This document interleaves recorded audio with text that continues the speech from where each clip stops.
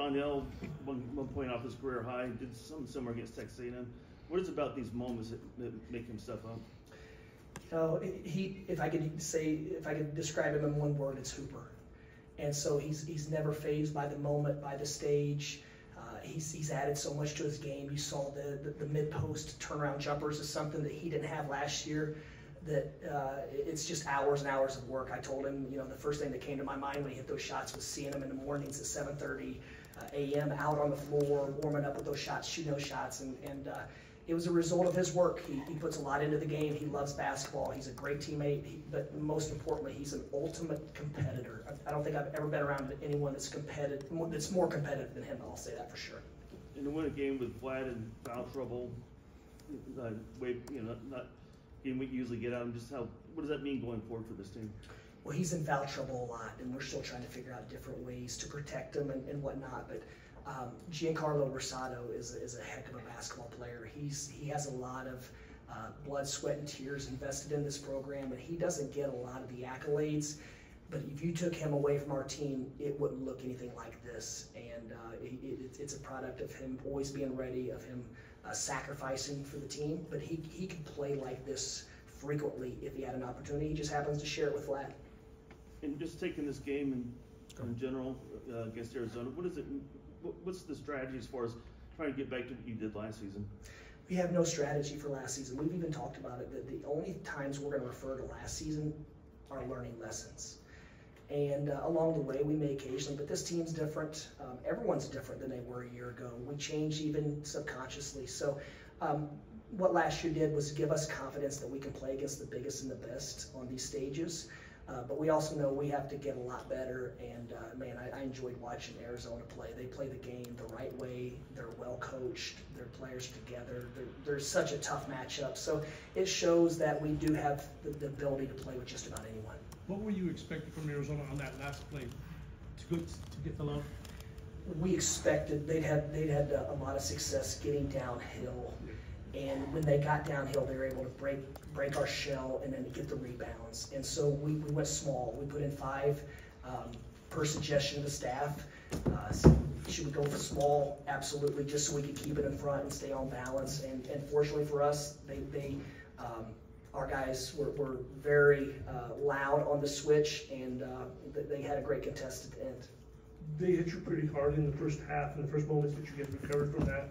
And you guys did the same thing in the second half. What was that about? Well, we came out from the gate and we had a couple good looks, and when they didn't drop, it affected our defensive energy and intensity.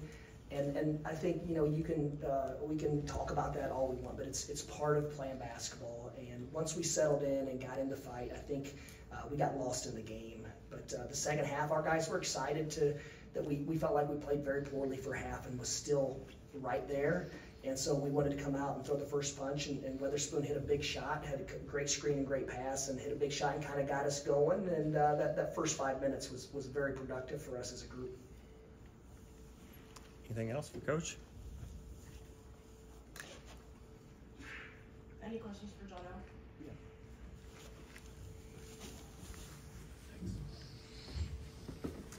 John, just 1 point off your career high. You also had a big game against Texas A&M ranked at the time. Are these the kind of moments you really look forward to? Nah, I just go out there and try to play each game the same, and just when we get between the lines, just compete. You took the early shot from Arizona, the 14-point run. What did you guys do as far as staying together at that point? Can you repeat that again? They had that 14-point run early in the game. You were down 17-3. What did you guys do at that point to sort of stay together?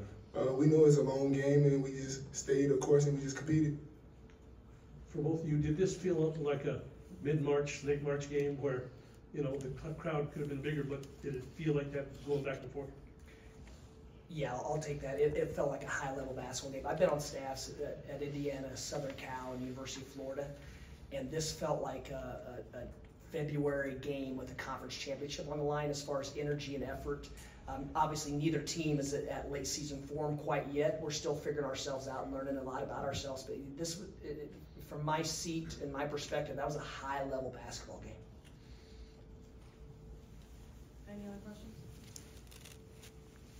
For both of you guys, having that lead at the end of both the first and second overtime, they just kept on coming back and what's kind of going through your minds to kind of stay in there and keep on playing ahead?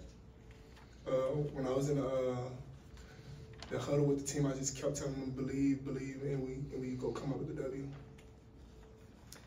Very resilient group. When I looked them in the eyes, in the regulation first overtime and then late in the second overtime, they're unflappable. They're fearless. Their moment's never too big. And if a team's going to beat us, it's going to be because they outplay us and not because of the moment. These guys, like I said, they're competitors, they're hoopers, and when you're playing basketball in between those lines, there's not a moment too big for them. John, I'm just wondering what the key for finding shots against that defense, and some of them were really tough that you hit. Just kind of, was there, you worked in and around in a lot of ways. I mean, what did you see and find success with? I just took what the game gave me, and the shots that was open, I just took them. Thank you, Coach. Thank you, John. Thank you, guys. Thank you.